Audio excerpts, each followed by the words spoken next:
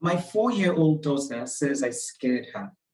She gets down on her knees to demonstrate, her small clenched fist rising and falling, and her mimicry makes me see myself as I was, utterly unraveling, screaming, and pounding the floor. The news is like a vicious uprooting. I am yanked away from the world I have known since childhood, and I am resistant. Chimamanda, this is a brutal collision between love and death, and you've written about it quite beautifully, but searingly. It's a book I obviously wish I hadn't written, an essay that I wish I hadn't written.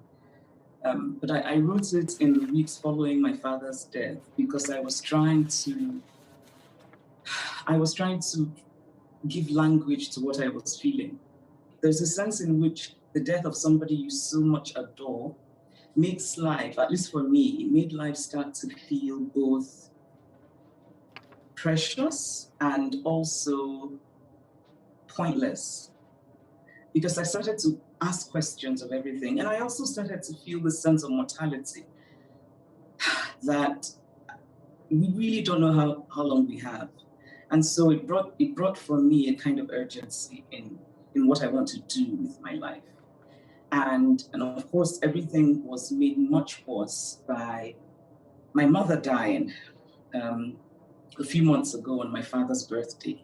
You wrote soon after the funeral, "I cannot believe I'm writing about my father in the past." How long did that last? Is it still with you? It is sometimes. Sometimes I'll still use the present tense to talk about him and my mother. What I've found in dealing with grief, my father's and my mother's, is that hearing from other people who've experienced grief and hearing about it in a way that refuses to hide behind platitude has been very comforting for me. And so I hope that maybe for people who are also going through grief, that this might bring some kind of comfort. Not the kind of comfort that tells you everything is fine, there are now angels watching over you sort of thing, but the kind of comfort that just says, this thing is and it's hard. And there are going to be days when you feel terrible, and then there are going to be days when you laugh. You've written very candidly, and it's a book that communicates very, very clearly. But you are worried about young people and communicating in this age in shorter and shorter gobbets exchanged over the internet. I think it's the reality of our world, right? So social media is here to stay. And I guess the question is what one does with it. I think that social media can bring out the worst in people, and that it's very easy to forget the humanity of people being discussed on social media, and that it's also very easy for the people who are participating in that discussion to lose their sense of what it means to be just fundamentally civil. And I think people can make a choice to behave differently. I've always believed in the ability of human beings to do better and to change. And I think if there's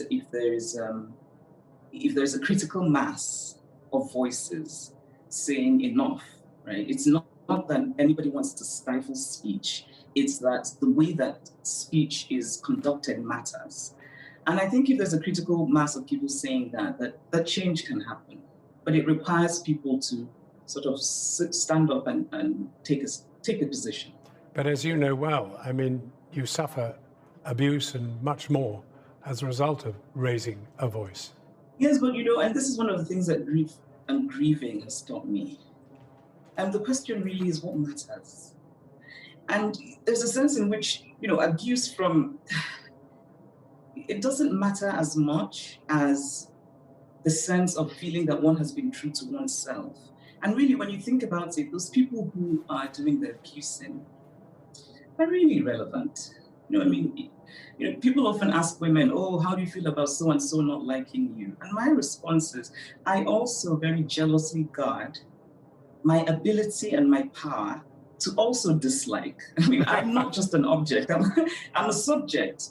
And So, and obviously nobody likes to be abused. I would rather not be abused.